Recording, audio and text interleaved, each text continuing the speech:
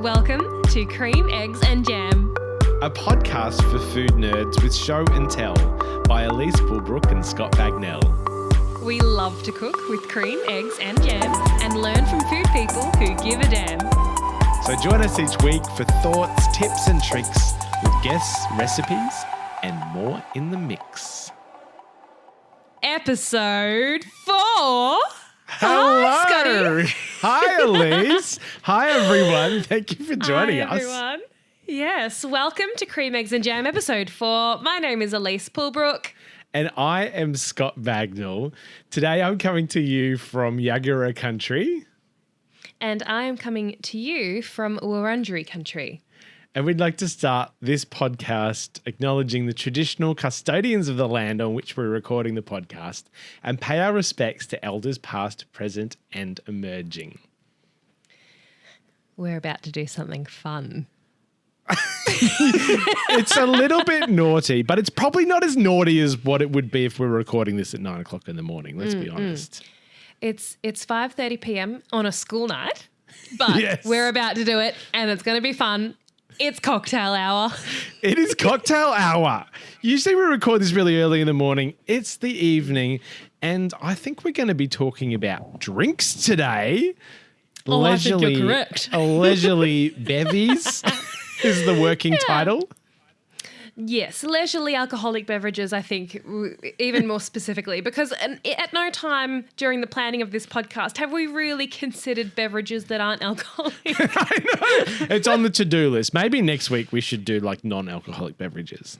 I love tea. I drink it throughout the day. It's one of my favourite things in the world. But tonight we're talking cocktails. Okay, tea next week, everybody. And today on the podcast, we are talking to Penny Sippe, producer, inventor of the Australian Cocktail Month, which is running in May. She's going to join us for some hot tips on the best bars in Australia to visit during Cocktail Month. I'm going to visit a few bars in Brisbane and try and get some tips along the way, what makes the perfect cocktail. Elise, I think you're off to another event as well.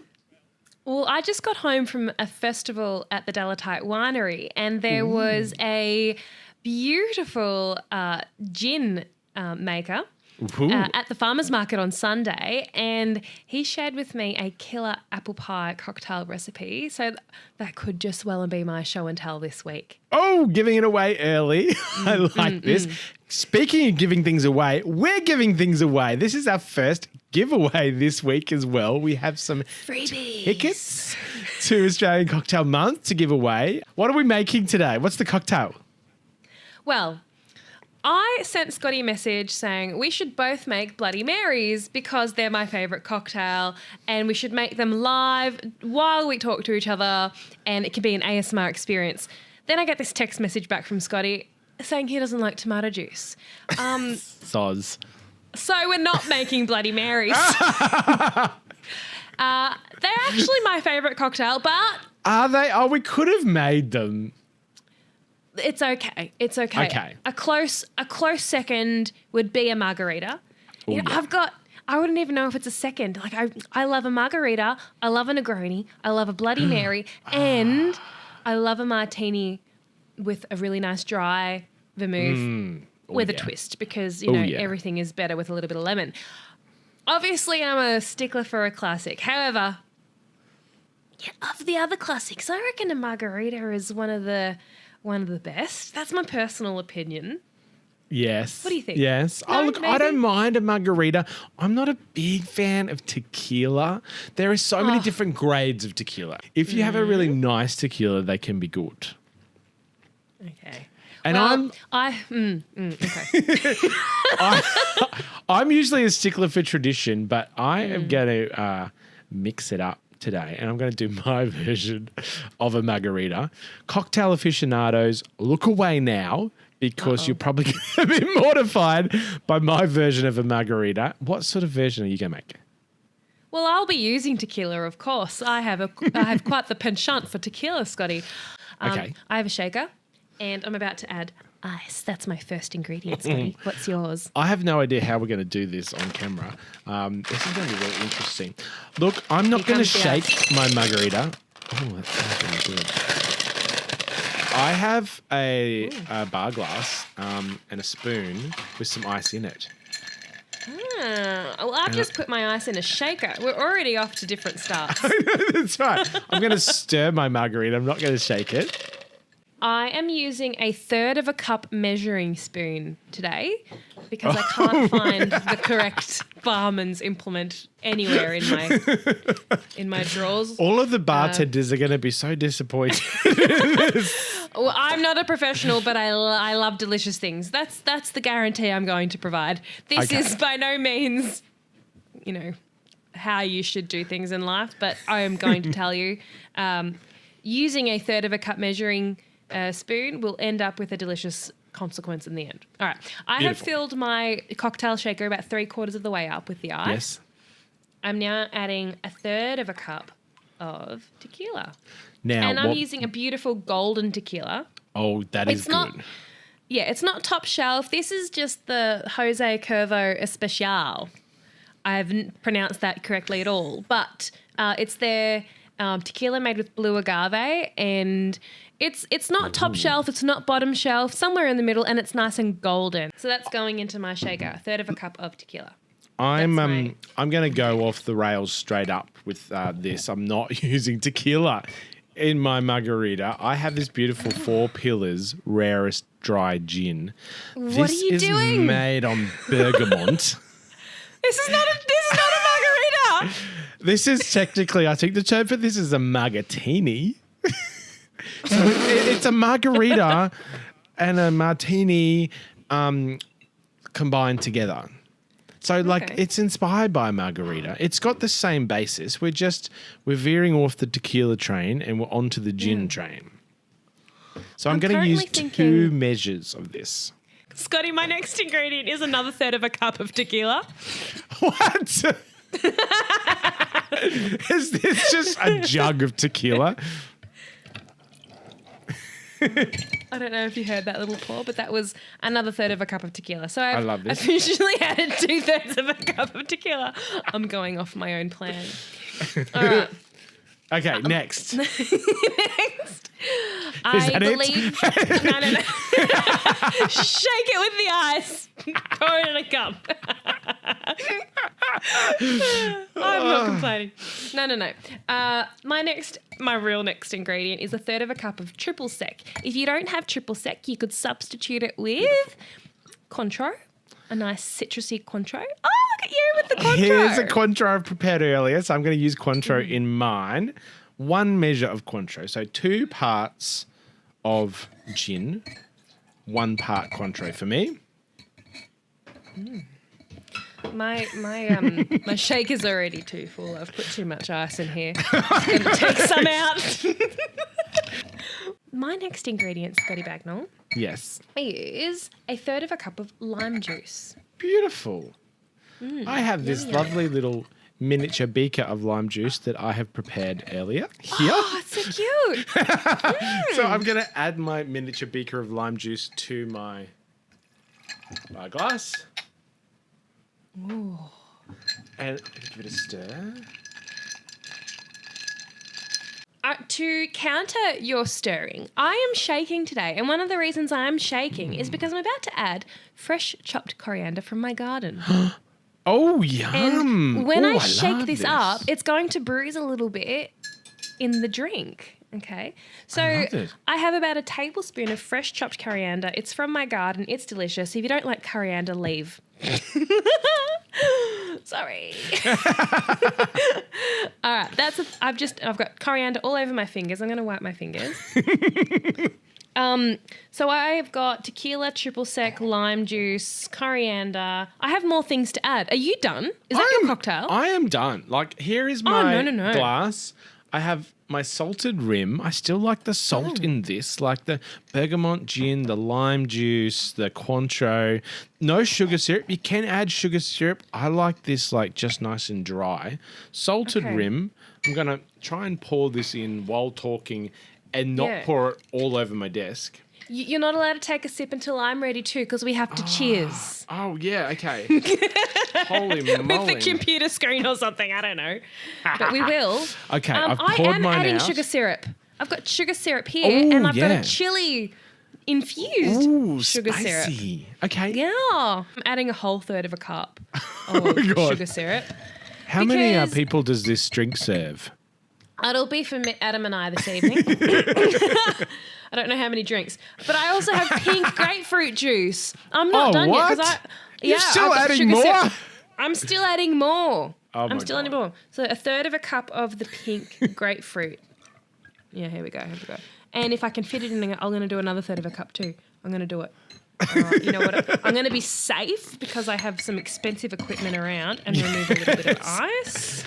Please don't ruin that podcasting equipment. If there's no episode 5, you know why? Look, I'm not going to lie. My little boomy thing. What's the thing on top of the microphone? The Your pop muzzle. filter. Muzzle. It's a little bit wet. Okay. Muzzle. I'm adding another third of a cup of pink grapefruit juice. I love a pink drink. Don't you love a pink drink?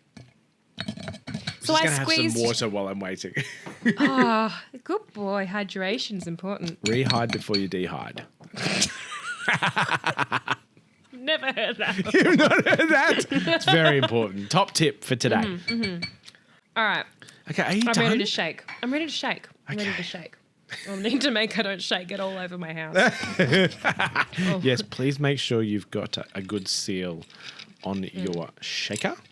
In fact, one fun thing I'm going to do is wrap it with a tea towel. This is what you can do at home, guys, to avoid extra disasters. All right, I'm shaking. Shake, shake, shake. Scotty. What was that? Did you just drop your drink? Yes. Oh no! Oh my God! Please tell me the lid's still on. No. Holy crap! I'm very wet. Holy no. crap! Oh no, I need a towel. This is bad. Okay, don't do that at home. Give me 1 moment. I'm getting a towel. I need Holy to get a towel. crap! Okay. Okay, I'm a little bit drier. My cocktail. I need a cocktail. Oh my I'm dry. God. I've got a towel on the floor. Adam doesn't know what's happened. I'll Oh fix it before he no! knows. Adam, do not watch this podcast. Shit. I think at Pardon least me. this is why we should really record our podcasts in the morning. But then we wouldn't have. I mean, you can have a cocktail in the morning. It's not encouraged. Anyway, to wet the rim of my glass, I'm rubbing one of the grapefruit halves from the squeezing I did earlier. I love Back this. to the making of the recipe. I feel Okay, like the we're Swedish back. chef. Do you remember the Swedish chef? Yes. Yeah, that's me. Welcome. Okay. Is that the Muppets? The Muppets. Scotty, what was... All right. In my salt, I've Yes. got lime zest, chili powder and salt. So it's another third of a cup of flaky salt with a teaspoon of chili powder and then just the zest of the limes that I squeezed earlier. Yeah. So 2 limes. And the ruby grapefruit pulp has also kind of stuck to the edge of my rim too. Is that Nice. an intended feature of this cocktail? I don't mind it. Or a happy accident? Oh, why did that happen before? Why? Anyway, I'm shaking and I'm holding onto the lid a little bit more securely. You know what the problem was? Like I used that tea towel Yes. thinking this is going to help, but then I wasn't really holding onto the shaker. Yes. So don't do what I did. All right. I got my little strainy thingamajiggy. Yes, What do you call this, nice. Scotty? Do you know? Yes, it is a strainer. Hang on. I shall refer to my... It's a cocktail implement. I have some of them around and sometimes I can find them. And today I have found the strainer for my shaker. Oh, no, it's a hawthorn strainer. A hawthorn strainer. Very Yes. fancy. Yes. Now we can cheers. Okay, can we cheers now? Oh, I really made you hold on to your drink for ages. I know. Oh, look at you. I've got a little twist of lime in there. Oh, very nice. Mine looks like it's a mess, but I promise you it's going to be yum. All right, cheers, Scotty. Cheers. This surprisingly still tastes like a margarita. The gin, this particular gin is really dry and it's got the bergamot, which just amps up the citrus notes. And then the Cointreau, the lime and the salt rim. I think it's a lot smoother without the tequila. And you still feel like you're having a margarita, but it's a nice little margatini. I want to change your mind about tequila the next time you're in Melbourne. I'm going to make you one of these just to see how you go. I think we should get back on track. Let's talk about MasterChef.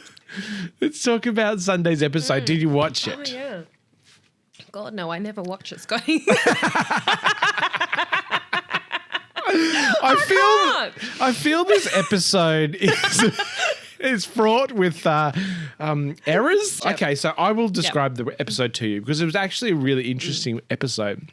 2-rounder, they're always hard. First round, 10-minute cook. Ooh. 10-minute cook. Now, Fantastic. I whipped up this cocktail in like a minute. I reckon, do you reckon you could make a cocktail on MasterChef? Like if you made a drink, is that a thing? You know what? If it only took a minute, you serve it with something else as well.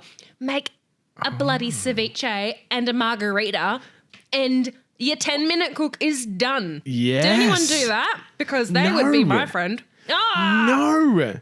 So many people were like, had so many ingredients out. I'm like, what are you doing? Julie Goodwin made this Thai salad and her chicken, she had a whole chicken and it was sitting on the bench until 3 minutes to go. She started cooking her chicken. It was insane. Was it and somehow she overcooked her chicken in the last 3 minutes of the cook. I know, right? Absolutely crazy. So that was like the first part. So the fans won the first round and our wonderful friend Mel made this gorgeous fried egg, silken tofu and what she called yummy sauce. And it looks so good. And she saved the whole team. So the favourites had to go into round 2. Now, round 2, 18-hour cook. So it went from the shortest cook you could possibly imagine to the longest cook. So they had 45 minutes to prep and then they had to leave it overnight for 18 hours, come back the next day and then finish the cook off in 60 minutes. I love that because that's a little bit more like real life cooking, slow cooking and being able to marinate things, being able to leave things over time is what you can do in real life. In the MasterChef kitchen, it's a privilege to be given time. Yeah. So I reckon this would have been a really hard challenge because you don't practice 18-hour dishes for MasterChef. It's not something that's in your wheelhouse or even on your radar. So I think you could tell that the favourites were thrown when that challenge was given to them on terms of what on earth they could cook. How do you make the best of that long period of time? And actually, like 18 hours is a really long time. It's almost like too much. And I think a lot of people came a little bit unstuck with that. Unfortunately, Sashi went home. Well, that's a shock. That was a shock. Everyone was shocked because, he won his season and he's an amazing cook. But he was trying to do this beautiful dish that just kept not working and it flustered him and he lost track of time and where he was at. And unfortunately, he did this fish curry and it burnt on the bottom of the pan and he didn't realize because he was doing so many other things and that burnt flavor went through his dish and it sent him home so early. Wow. Well, this is why you tell me all about MasterChef. I live vicariously through you, Scotty. I get to feel like I watched it now. Thank you. Yeah. I can't watch it because it gives me too much anxiety. I hardly sleep at night after watching it. I go back to dark places. Oh my God. Okay, I think we need to get into show and tell for the week. This is one of my favourite segments. Have you got something for show and tell today? Well, I'm going to tell a story. Ooh, I think you should go first. Okay. Well, speaking of margaritas, I'd love to tell you about a fond time I had once. This is probably not interesting to anyone. I'm now thinking about the value of this show and tell, and it's not going to add any value to your life. But it was a great time, and I think that's why people tell stories. Yeah, why not? To relive a great time. Anyway, I was at an airport in the south of the United States of America, and I was waiting for a flight to go to New York. And my flight was cancelled. I was a little bit frustrated, Scotty. My life seemed a bit down. Okay. I went to a bar. It was a Mexican restaurant within this particular airport.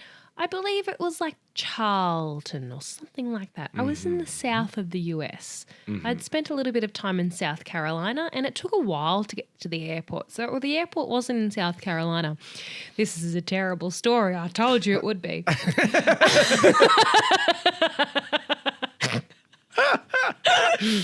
Anyway, I sat at the airport bar, and you know what? I was by myself. And in that moment, I was like, no one is stopping me from the amount of margaritas that I could possibly order. You know what I mean? Dear. Have you ever had that? It's like I have this autonomy over my own being. And if I want to drink alone at an airport bar, I will. And so I did.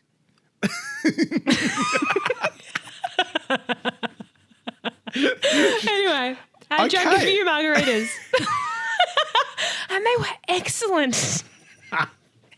If you drink a margarita in the United States of America, it is likely to be excellent. Obviously, because their Mexican population is quite high, and they know how to get it right. They know their tequila. And you'll never get like a slushy. A margarita is not a slushy. If you're listening to this and you think a margarita is like a daiquiri, like crushed ice, like a Slurpee, like a lemony Slurpee from your local 7-Eleven with a bit of booze, you are wrong.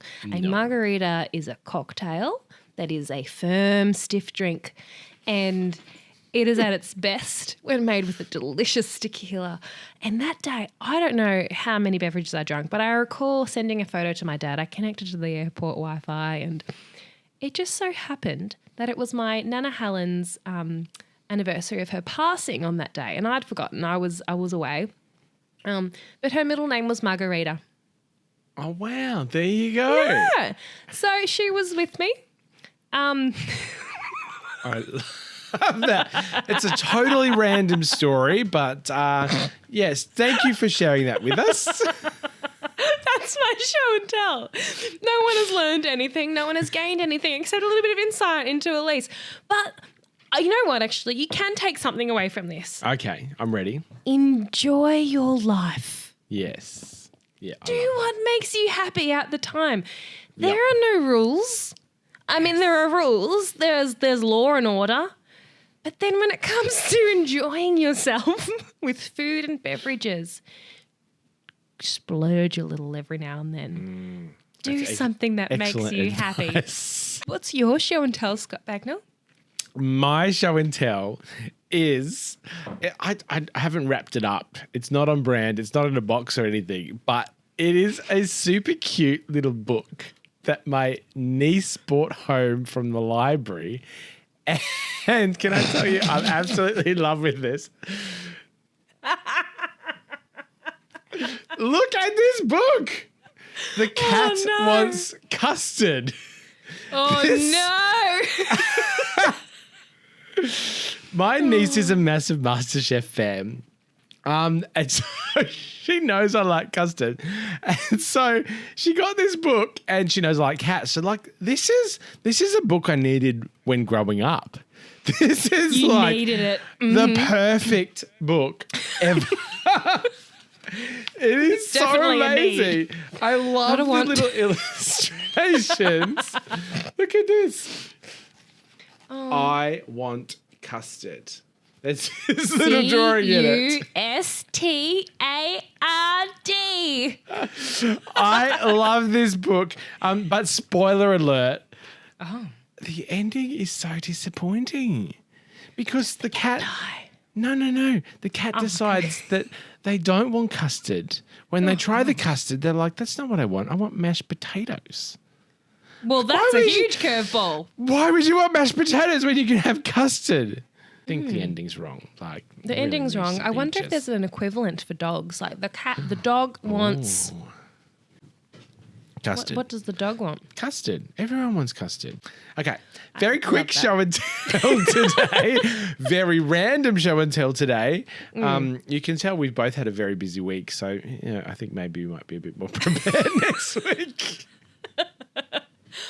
I'm sorry we haven't given much to your lives and at the moment, but we're about to improve your life. This is an interview that will give you value, will give you knowledge. It's Cocktail Month. May is Australian Cocktail Month, and we had the absolute privilege to discuss said Cocktail Month with Penny Sippe. Penny is the producer. What is your actual title of Australian Cocktail Month? Yeah, I think producer's good. Producer or founder? Founder, yes, of Australian Cocktail Month, which I am absolutely loving at the moment. Welcome to our podcast. Thank you, Scott. Nice to speak to you. Hi, Elise. Hi, Penny. Thank you so much for your time this afternoon. We have a few questions for you, of course, and as someone who is... doing something wonderful within food, I would love to start the conversation with what was your motivation around creating Australian Cocktail Month? Yeah, definitely. So my motivation was kind of twofold or threefold, really. I had worked in the marketing side of the alcohol industry for 9.5 years. I worked with Bacardi Martini Australia and looked after all their events, sponsorship and PR for their portfolio of brands. And then at the end of 2020, I was made redundant, as many people were. There wasn't many events happening in the world. So I wanted to do something, one for myself that would keep me in an industry that I loved, and also something for the venues. Hospitality, as you guys know, was one of the hardest industries that was hit by COVID, not just by the closures, but the ongoing restrictions, and a little bit of fear that consumers had about getting back out into the venues. So I kind of, once I was made redundant, had not that much time off, just a few weeks, and kind of came up with this concept, spoke to a few people on the brand side, but also on the venue side, to see if this was something that they thought might have legs, and then kind of just went for it. And within 7 months for year one, we moved from idea to execution and rolled it out within 72 venues across 4 cities for year one. That's a massive so party. impressive. Yeah, that is one massive party. We did have a really good launch party in Sydney last year, and it was one of the first events of the industry after the initial lockdown. So it was really great to get everyone from the industry back together in the one room. That is so good. I think, that's one of the positive things. There's been a lot of negative things that have come out of COVID, but one of the positive things is just how everyone has been forced to think creatively, think outside the box, and come up with these unique events. And I think, Australian Cocktail Month is like this kind of pub crawl. It is so cool. Curated pub crawl. And you get to go to all different bars, and there's this like secret list. So it's sort of like a speakeasy meets pub crawl. Is that how you would describe it? That's a good explanation. So consumers purchase a ticket for $20, and then that gives them access to 3 special cocktails in each venue. So in Brisbane, I know you've experienced a few of the bars on the weekend. Yes. So they've got 24 venues participating. Amazing. And each of the venues has 1 hero Australian cocktail, 1 hero international cocktail, and then also a non-alcoholic cocktail as well. Because we know that, it's a growing trend that more and more people want to partake in cocktails. They want that flavour experience and the atmosphere and experience of going to bars, but they may not want to be drinking for one cocktail or for the night, or maybe they don't drink at all. So we've got a lot of variety so everyone can take part. And when I was coming up with the program, I wanted it to be, I suppose, as inclusive for brands as possible. So we've got equal number of Aussie brands as we do, you know, the international big hitters like, you know, whether it be Glenfiddich whiskey or Patron tequila or Grey Goose vodka. We've also got the Australian amazing brands that we all know and love. I love that. I love seeing some of those Aussie brands, and I had a great cocktail using Ocean Road gin from Melbourne, which was so cool.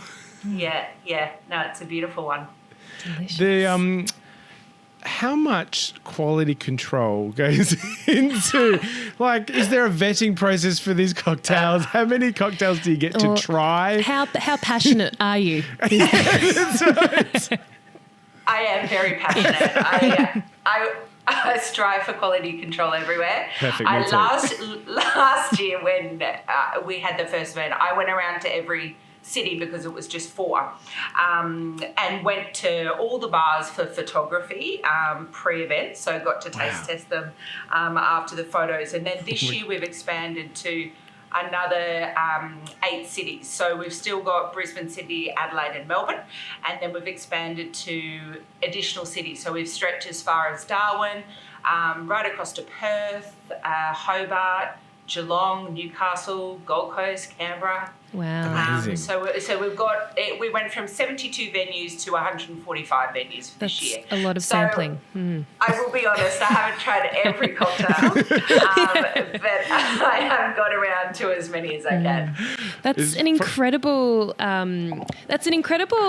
coordinating exercise, Penny. Yeah. And what I'm wondering is how many people are involved in this, or is this just you? Because you're integrating so many different people from so many different professions in order to execute this large-scale event.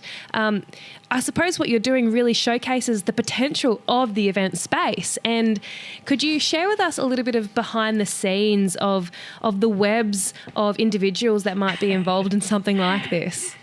Yeah, lots of webs of people, but also lots of spreadsheets. I bet. Controlling it.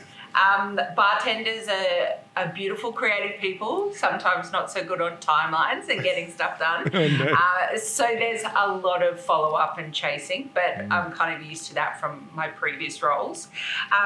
What I did implement this time was I got someone on the ground in each city, even in the smaller cities where we're just working with 6 bars, because I really wanted just someone to be on the ground, to be able to pop into the venues and either follow up with anything that was outstanding, but also be there to answer any questions for them as well. After tasting so many cocktails, did anyone, I know this is probably like an impossible question, maybe top 3 even, did anything stand out to you? Did you taste anything that blew you away or was really unusual? Or There's been a lot of delicious ones, and a lot of I suppose each year, just like food, there's different trends that come through. And I think probably a trend in the drinks at the moment that people can experience, you know, it used to be a lot about the theatre and creativity of making the cocktail in front of the customer, which is always fun. Yes. But I feel there's a trend at the moment where it's more about people, well, the bartenders doing all the prep work before, whether it be making, ingredients or rotovapping things, all kinds of technical stuff, so that the flavours are really, really layered. And then when it's served at the venue, it literally is just a pour and into the glass over beautiful ice. So it's super simple and clean. There's a venue on board in Melbourne. It's just opened. It's called Par, and it is in Brunswick. And not just their Australian Cocktail Month drinks, but every drink in their venue is all served in the same wine glass, and it's very much like a restaurant. What they have on offer is what they have on offer. And I was like, well, what about if you come in and ask for a Negroni, because that's one of the ones I really enjoyed. Yes. They were like, well, we won't have a Negroni, but we will have this, or that kind of has similar flavour profiles. And I was like, oh, that's different, and I'd never heard of that kind of concept before. And they were like, well, you wouldn't walk into a restaurant and say, can I have, macaroni and cheese, or this is true. You'd work what was off the menu. So I think that's a really exciting kind of trend, and obviously the drinks they make are delicious as well. Wow, I love that idea. Elise, I think we need to go and check out this bar. Oh, yes, please. Yeah, it's good. I'm wondering, what do you think is the magic of a cocktail? What is it that attracts the consumer to a cocktail? And, I suppose this is the key behind Australian Cocktail Month and why cocktails exist on menus. And I'm very curious to know what your particular insight is. Yeah, I think, one of the other reasons why I kind of wanted to do Australian Cocktail Month and have everything about going into the venues versus like a cocktail festival in an event space or something. I wanted everything driving people back into the venue.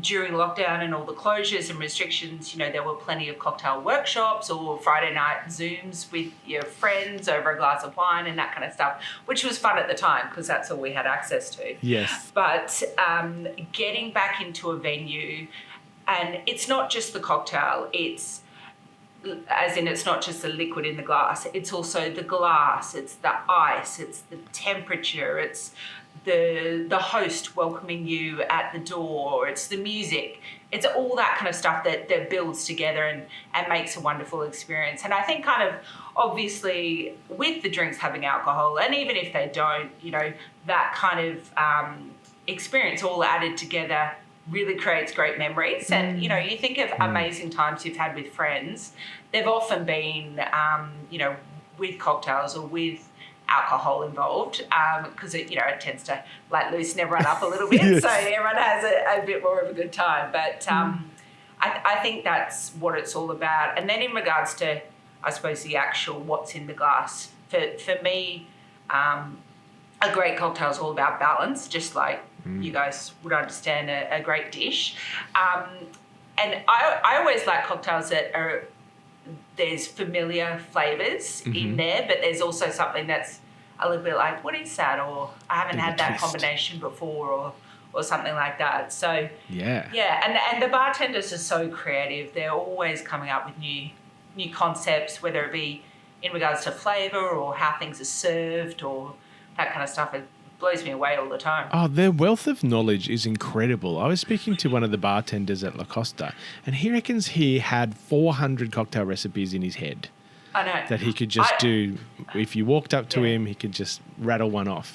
Yeah. 400. I mean, I struggle to remember what everyone's ordered at the table when you have to go order. Yes. It is impressive.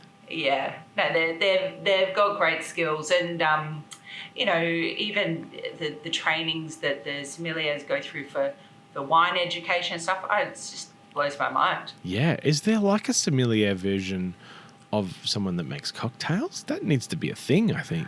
Well, I mean, look, there are some people call them mixologists, but a lot of bartenders don't like that term. I've heard negativity towards that. Yeah, I just call them bartenders. They seem happy with that. Yes. Oh, that's amazing. And I love to see that there's the non-alcoholic option too, like you touched on, because I think that's really important. Cocktails can be quite boozy, and if you're driving or you don't drink a lot, being able to still enjoy the experience with friends and have that non-alcoholic version, I think is great. Yeah, so we've got Liars on board, which is an Australian brand of non-alcoholic spirits, and they've got, I think, 16 variants in the range now. So there's a lot of opportunity for the bartenders to be creative with that as well. I mean, the days are gone of a mocktail that's just juice and a bit of grenadine or something to amazing stuff that they can make now. Yeah, the mocktail options always used to be very disappointing on the menu. You'd look at them and they were just paled in comparison to the other exciting cocktails that had the alcohol. So I think that's brilliant. Yeah. I'm wondering, Penny, you touched on how the audio of the I suppose the music or the sound of a venue can enhance your cocktail sipping experience. I'm wondering if you could help our listeners with selecting some top places to visit that are a part of Australian Cocktail Month, and would you be able to let our listeners know where they're going to experience the ultimate, I suppose, multi-sensory experiences within their particular states, if any come to mind? Oh, yeah, that's fun.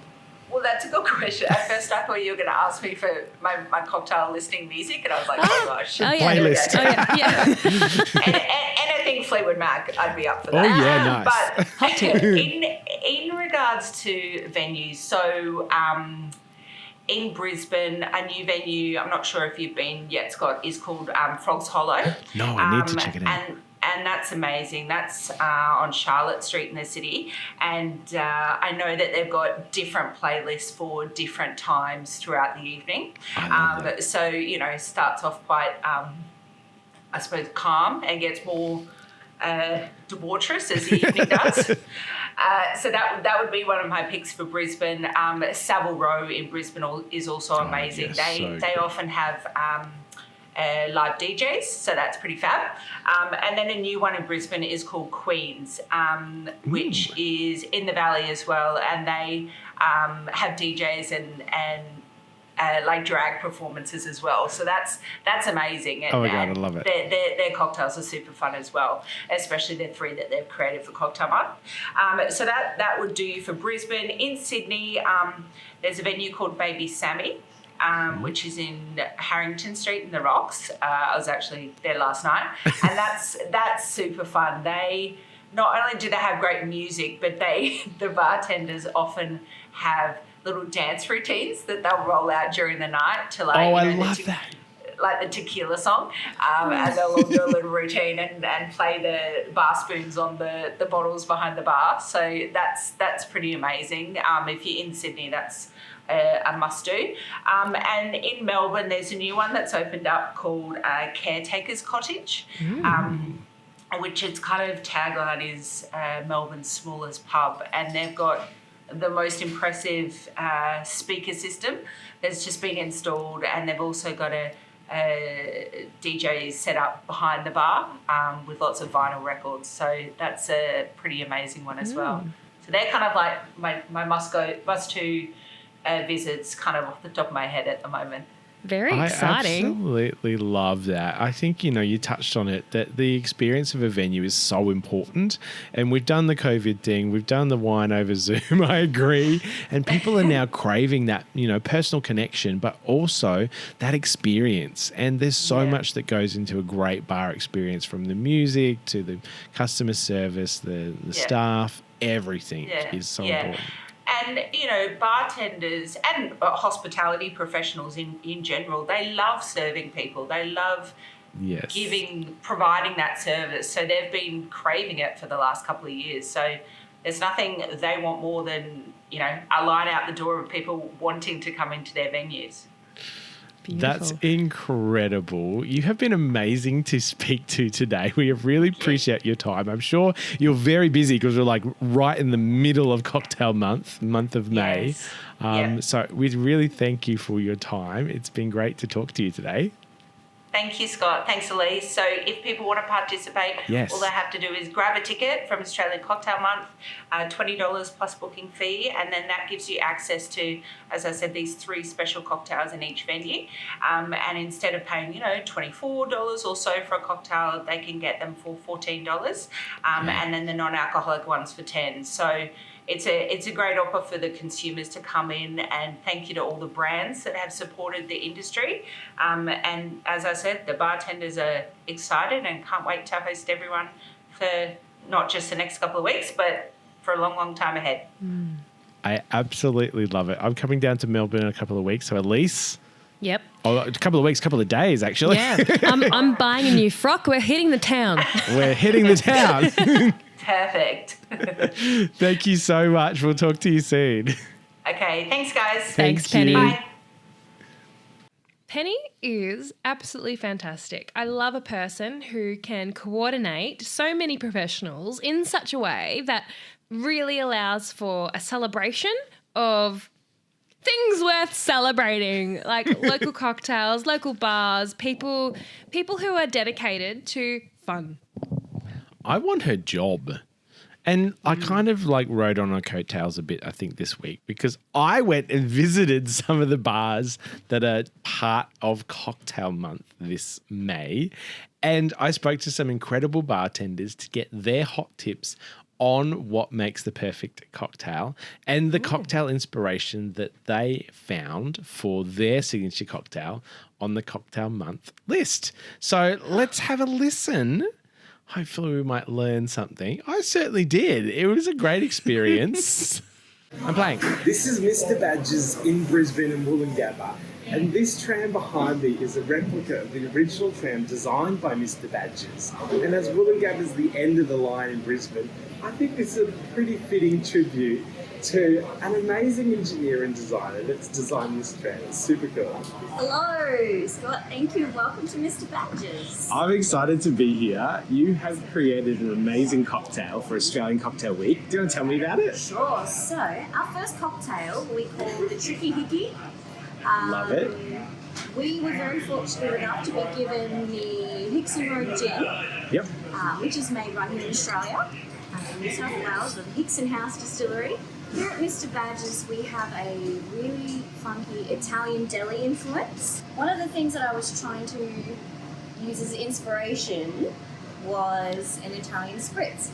And I was thinking, how do we make this an Australian version? Yep. So we combined the Hickson Road Gin with this amazing little-known aperitivo, which is using Davidson plum and Rosella.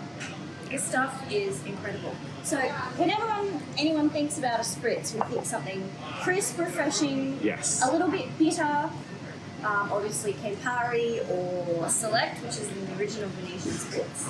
So I'm going to whip one up for you. So we're using a little bit of lemon, a little bit of the Davo plum, just so it adds that bitterness without overpowering or outshining the gin.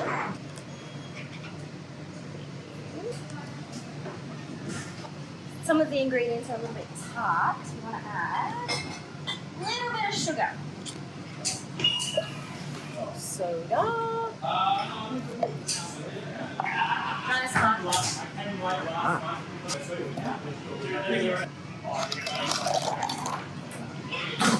So we're garnishing that with some cucumber, which I have prepared earlier, and some fresh rosemary. Pairs really well in a spritz cocktail. Nice. Cezzonale. Amazing. What do you think is the secret to a good cocktail? The secret to a good cocktail, I think, is balance. Yep. Balance in flavors. So balancing the sweet, the tart, the alcohol with the mouthfeel.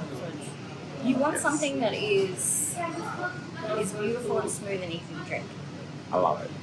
So this is the Tricky Hickey by Mr. Badger's. It's an Italian-style spritz with this Davidson plum bitters, which gives it this beautiful, like, sourness to the drink. It is so delicious.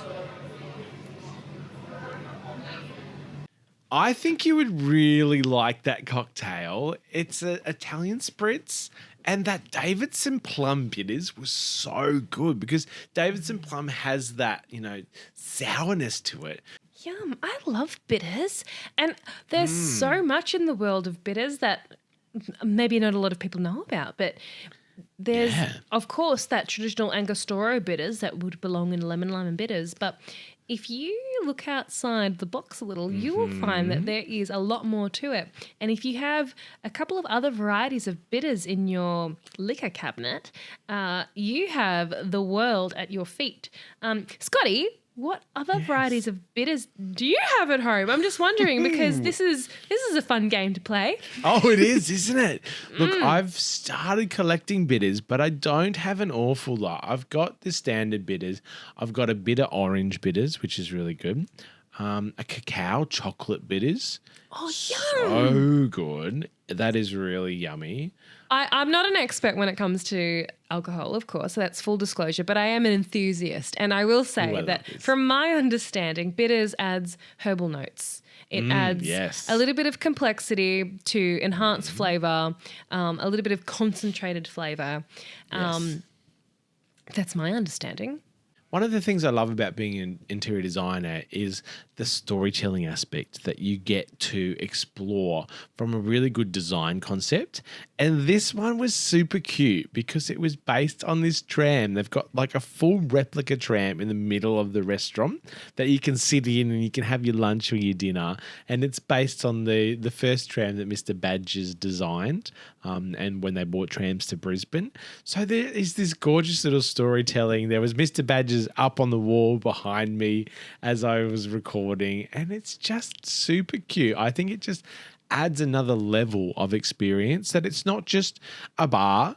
There's you're learning something, and I think learning something, having that historical aspect and that storytelling aspect to a design concept really just elevates that entire experience, and you take something away from that and you tell all your friends. It's such a clever trick. I really enjoyed it. That's what I love about eating out or going to places with you. You are aware of the place. You're aware of space. Yes. And I can be the kind of person with blinkers on because I am there for the food, and other experiences can be secondary. But as soon as you're with me, Scotty, you make me aware and alert to the surroundings. And as Penny mentioned as well, when we are consuming, we are being influenced by a range of sensory experiences that are going on. Yeah. The music, the sound, and of course, the design of the space. I'm wondering, Scotty, when you enter a place like a bar, Yes. are you able to switch off a part of your brain that goes into that hypercritical mode? Are you No. someone? No, okay. Yeah, because it's your work. Yeah. Are you Yeah. making mental notes? What happens when you enter a place that God, yeah. is of an interesting design? And how do you focus on the food when there's so much else going on that you are aware of? It's definitely a different experience for me. I enter designer mode the second I walk into a space, and I'm analyzing and dissecting. I'm looking at how they've done things and why. I'm trying to understand the design concept and the philosophy behind why things are the way they are. But I can still enjoy the experience. And in some ways, maybe that is a little bit heightened for me because I am so in tuned and sensitive to my surroundings that I have a heightened level of experience when I go to these places. And, it brings me joy when it's done well. It's, to the opposite end of that. If it's done badly, it's not a very good experience for me. Where did you go next, Scotty? Oh, yes. Let me play the next one. This was such a fun day. I wish I could do this as my job. Maybe without the alcohol. You remind me of like a little getaway host. It's great. Getaway, if you're listening, I'm available. Let's contact them. We'll make a few phone calls. I reckon the more phone calls you make, they'll have to pick up one day. Oh, my God. Oh, they get an intervention order. Okay. Next one. Next one. I'm in Canvas Club in Woolloongabba, and this cute little bar is tucked away. It's this little hidden gem. They do the best cocktails. I'm meeting with James today, and he is going to make me his ginger snap curry. I think I'm saying that right. It's inspired by a ginger snap biscuit. That's all I need to know. So my name's James Hughes. I'm the manager and bartender at Canvas Club here in Woolloongabba. We'll be making the ginger snackery today, which is part of the Australian Cocktail Month promotion. So this cocktail to me, is it like a ginger snap? Is that what it's sort of inspired by? Yeah. So something that was like a big part of my childhood was going to my grandma's house, and we'd always have like quite a milky, light wheat tea, but there were always like the little ginger snap biscuits on the side. And I mean, I'm a big fan of Diplomatico rum, and I know that like the sort of like rich, treacly, heavy sort of like caramel vanilla forward flavors work really, really nicely with like that ginger biscuity, slightly molasses-y sort of flavor. So I thought it'd be a nice combination. So with this one, we've got the Diplomático Reserva. So good. Then we've got a little bit of a white chocolate liqueur. So you can use dark chocolate liqueur if you want, pretty much anything chocolatey. I prefer white just because it's not got as much of like a heavy intensity to it. It's a bit more like candy sweet. We use some fresh squeezed lime juice, Angostura bitters, just to balance out the flavour and add a little bit of length and some of those spice notes. We've also got a little splash of a homemade molasses, ginger and paprika syrup. We use the Blue Label stuff here. I love that one. Pretty much anything really will do the trick. Dump that into a saucepan. Yep. Fill the jar with an equal amount of water as there was molasses. Give it a really, really hard shake to make sure you get everything up off the bottom. Pop the water in. Cut up a little bit of fresh ginger. Throw that in. And then about a teaspoon of smoked paprika. Let that cook down for like 5 minutes or so. Just once it starts to bubble, take it off the heat. And then let it cool down on the bench top or in the fridge. And by the time it's done cooling, you'll have your smoked paprika ginger molasses syrup. What do you think's the trick to making the best cocktail? It's the hardest one to replicate at home, but like good quality ice. If you've only got access to the little thin shaved half moon ice, it can make it quite hard to get like really nice consistent cocktails. But yeah, other than that, like just using good quality ingredients. If you're using the cheapest rum out there, it's fine. But if you invest a little bit more in like a nicer rum or something like that, then you'll get a lot more intensity and like a much more pleasurable experience, I think. Do you have a favourite cocktail? I know that's always a hard question. I mean, part of the reason that I chose the two cocktails that I did for Australian Cocktail Month, one is a dirty gin style martini, or dirty gin martini style, and the other one is a daiquiri, because daiquiris you can have any time of day. Like, probably not breakfast, but sometimes breakfast. Yeah, why not? Lunch or dinner, it's always applicable. It's always delicious, especially in the Australian heat. Yep. I've been pretty wet up here in Brisbane lately, but it's one of those anytime, anywhere sort of drinks. Let's get into it. Cool. We'll start off with 50 mils of the hero, which is the Diplomático Reserva. And then it's just equal parts of lime, so 15 mils of lime, with 15 mils of the white chocolate liqueur. I want that. And then 15 mils of that homemade molasses syrup. If you don't really want to have to use a stovetop for that one as well, you can do it like quick and dirty style by putting like 2 teaspoons of smoked paprika and like 2 teaspoons of like ginger powder. Just straight into that like mixed up equal parts molasses and water. Yep. Just means that it comes out a little bit faster and you don't have to like muck around with the stovetop if you don't feel like it. It's a good hack. Yeah, no sense making life more difficult for yourself, really. Absolutely. Yeah, when I mean ice, like we use like quite large solid chunks of ice. Yep. You should be able to like buy molds of those pretty easily around town. Otherwise, there are like plenty of ice suppliers if you're hosting a party or something like that, and you just want it as once off. Yep. Even like, honestly, even the servo station ice is pretty decent. Like it'll see you through in a pinch. Seal it up. Look at that professional Give it a shake. decent hard shake. You don't have to shake it too long. And fine strain it. That is another fun little one that you can do at home as well. If you put your glassware into the fridge for like 2 minutes, or even like wet it and then pop it into the fridge for like a minute or two, it'll help your drink last longer and stay colder and just be a little bit crisper. Otherwise, you can pop it straight in your freezer and that'll help it go a little bit faster as well. Yep. And the garnish for this one is a little bit of dark chocolate coated ginger. Cheers. This is the ginger snap curry, and my name is James, and this is for Australian Cocktail Month. I'm going to give this a taste.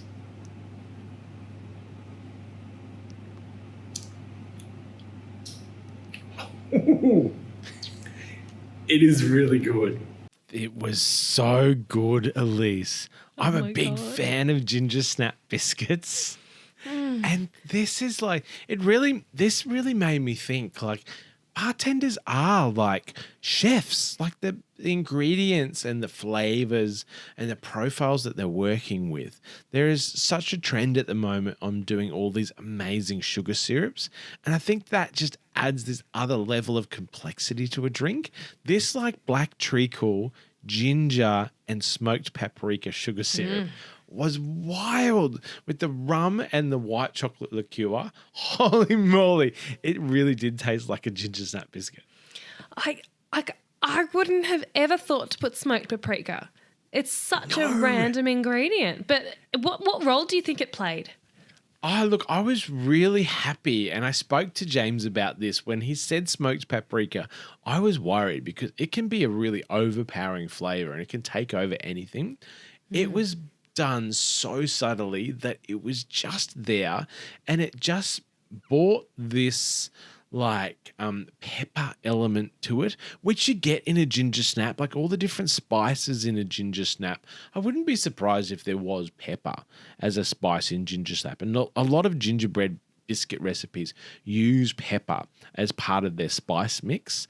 And so it was so clever to get this like capsicum, peppery sort of flavor that was there, and it provided this hum, but it wasn't overpowering and it didn't reek of smoked paprika, which I was really worried about. It wasn't a paella or a No, salami. that's right. No. Okay.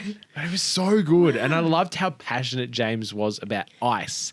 These are the things that, bartenders, I think, obsess over these ingredients that are so important. And it really resonated with me. Like you and I obsess over ingredients and cooking. Bartenders are the same in terms of going down that rabbit hole.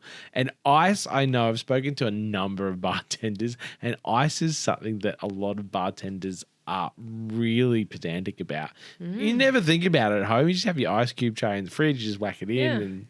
And Whoops. Oh, dear. All right. How many more cocktails did you drink that afternoon? oh, look, there was quite a few. Let's do the next one. This is Scotty's cocktail crawl around Brisbane.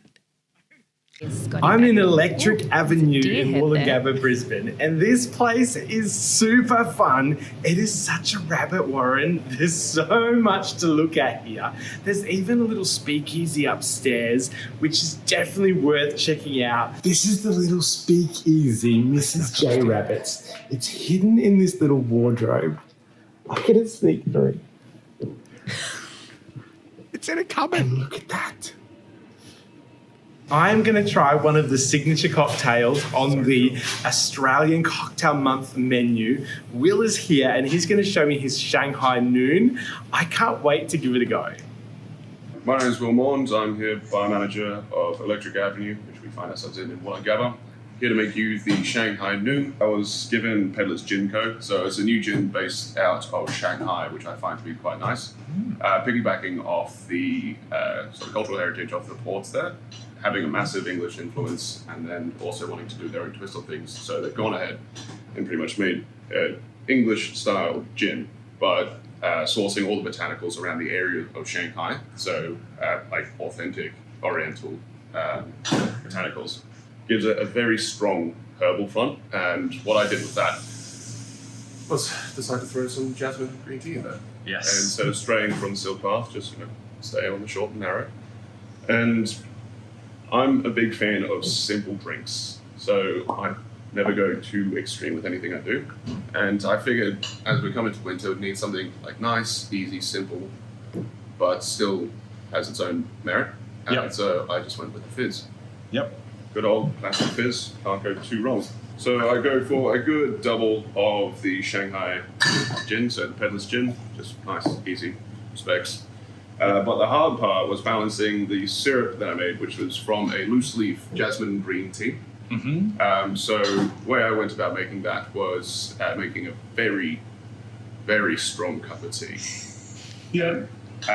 Very strong cup of tea, and then going equal parts of that and sugar and turning it into just a simple syrup.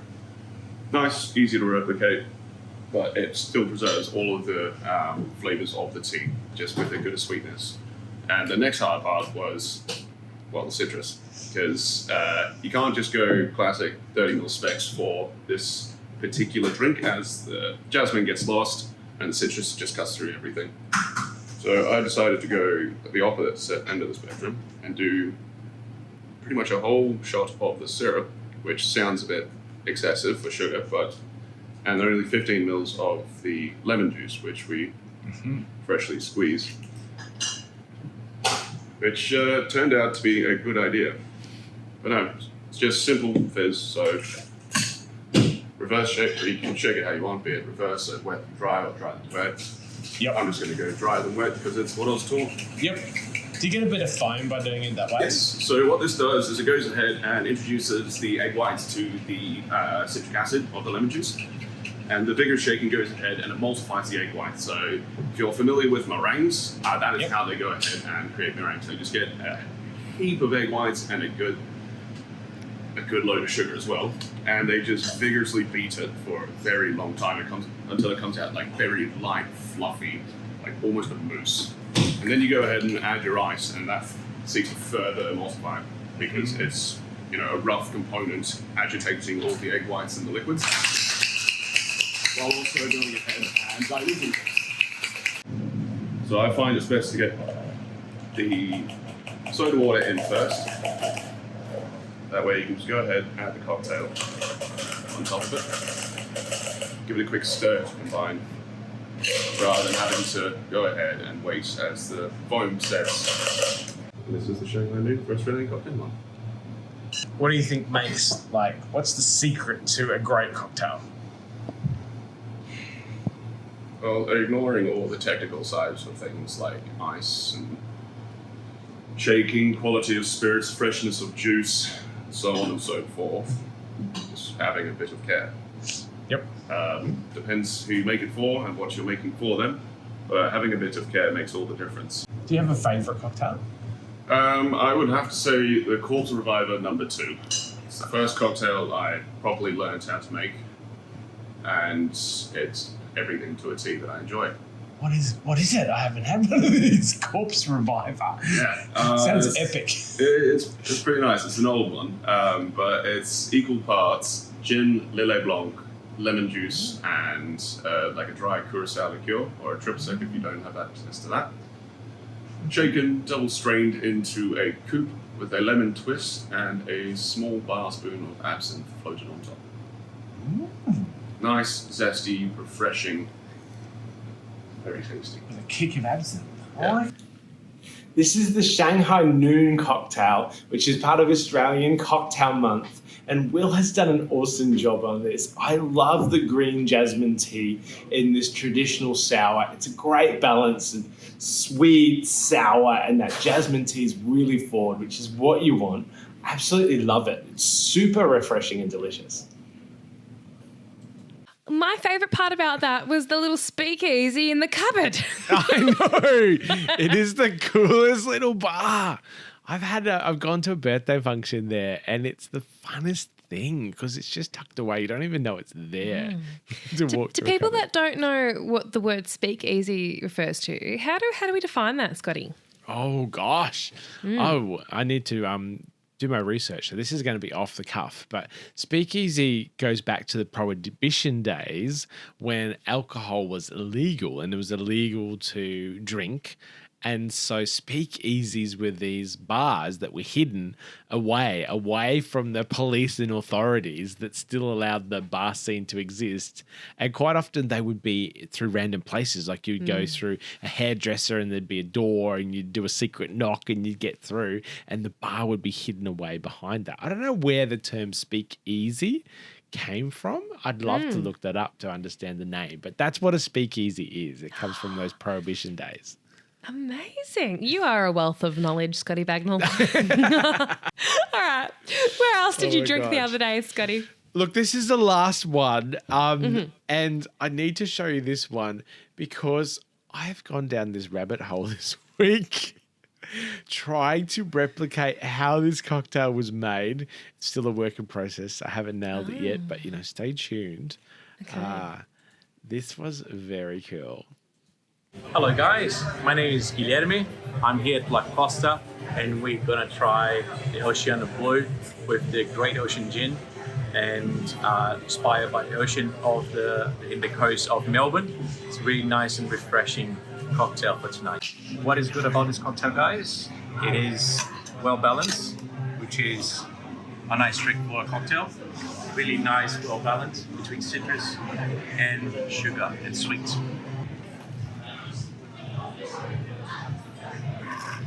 pretty that look. Look at this. What is that? It's a bubble. He has a bubble machine. It's a smoke bubble machine. This was amazing. Look at that. Like you're like Puff the Magic Dragon. It just disappeared. That smoke bubble machine blew my mind. So that's the rabbit hole I've been going down this week. I'm trying to find a smoke bubble machine. It's something that I need in my life, I feel. That's hilarious. Please don't tell Andrew. Oh my gosh. He'll know when you whip it out. I know. I don't think I can pretend that I've always had that one. Like some things I can get away with. I'm like, I've always had that You can bowl. say it was given to you for free. You can be like, oh, someone sent this in the mail. Oh, yes. You know? That's a really good idea. Oh, I love that. I'm so sorry because I had a terrible show and tell, but I've done so many fun things recently since we last spoke. So I went to the Harvest Moon Festival at the Delatite Winery. And what is the Harvest Moon it was this gorgeous festival held in Mansfield at a winery that is just so soulful. This is a family-owned, family-run winery. And once a year, they have this delicious feast, this fire-roasted feast. They had a whole goat over the fire, these gorgeous, massive blue-eye cods, these big, prehistoric-looking fish, a massive bonfire. It was fun. It was delicious. It was the kind of place where you want to be drinking red wine at night. The weather was fine and beautiful. Look, there are other stories involved with the evening, including Adam and I wenching Amelia Jackson and her husband out of the mud. Oh my gosh, they got bogged. And so we were all about 90 minutes late to the dinner. And so Benty Greisbach, I haven't pronounced her name correctly at all, but she is a remarkable chef. And this blue-eye cod, Scotty, had been smoking all day. We arrived at the winery at 11 a.m. and this cod had just been hung on these strings and it was just receiving this gentle smoke. And then towards the end of its cooking time, she threw some soaked hickory chips into the coals and that just intensified the smokiness. And when it was served, each table had a big platter of this fish that had just been flaked, dolloped with large spoonfuls of creme fraiche and this delicious like apple style dressing. And there were also some fire roasted leeks amongst, carefully placed amongst the flaked fish. And it was just opaque. It was salty and briny from the cure that it would have been treated with before being smoked. And with a little bit of this gorgeous oat. It was like a soda bread that was served. Oh, yeah. With butter as well. Scotty, I was in heaven. It was one of the most delicious entrees I've ever had. It wasn't served, in a fine dining style, individual plates. It was served on a platter. There was no pretension. It was honest food. And that is exactly how I love to eat. So fitting for the location, the evening. It was beautiful. So on the Sunday, there was a farmer's market at the winery. So we went back on the Sunday morning and there were various stall holders. I bought a delicious moonshine of all things. Oh, yeah. I bought a Dutch apple pie moonshine. Dutch apple pie moonshine? And it is like syrup. That sounds so good. I have intentions for this Dutch apple pie moonshine, and those intentions include think crepe Suzette, right? Flaming orange liqueur with orange. But my plan is caramelized apples with crepes, a spoon of vanilla ice cream, or custard. And this, or custard, whatever. This liqueur. When you think moonshine, you think rocket fuel. No. This is like appley maple syrup with a bit of warmth. Oh, wow. It is. Do you have a little video to share of this? I do. So Hank from Swift Crest Distillery has shared a wonderful cocktail recipe with this beverage. So this is our Dutch apple pie moonshine. So we make a Dutch apple pie old fashioned with this. It's one shot of Dutch apple pie moonshine and one shot of whiskey. And you can also garnish with some bitters, or you can add some cherry juice or a cherry. Beautiful. That sounds absolutely delicious. Thank you. Oh, that looks so good. I love an old fashioned. I'm a big Me fan. too. Apple pie moonshine. What was the other ingredient he said with it? Whiskey. Just a of whiskey. course. Yeah. Whiskey, Yeah. apple pie A little bit of moonshine. bitters is optional. I wonder what bitters you could add with that. Oh, something like a cinnamon bitters or something that's like... We need to go shopping. Yes. When you come to Melbourne, I'll pick you up from the airport and then we'll go to the Bitters shop on Smith Street in Collingwood. It's Oh my called the God. Bitters Lab. Okay. Yes. We'll go there. Done. We have a specific reason to go to. You need to make sure you don't overspend. Yes. I will set a budget. Set a budget. Yes. Aside from the apple pie moonshine, I also bought 8 pumpkins and that was my weekend. Well, I think that is a wrap for this week. Let's next week record this in the morning with no margaritas. I liked the change. It was nice. Next Liked time we'll it, have yes. a The evening Zabalione experience. in the morning. It's a breakfast Oh, drink. yes. Oh, dear. Well, thank you for joining us today. If you do have any cocktail recipes you would like to share with us, please be in touch.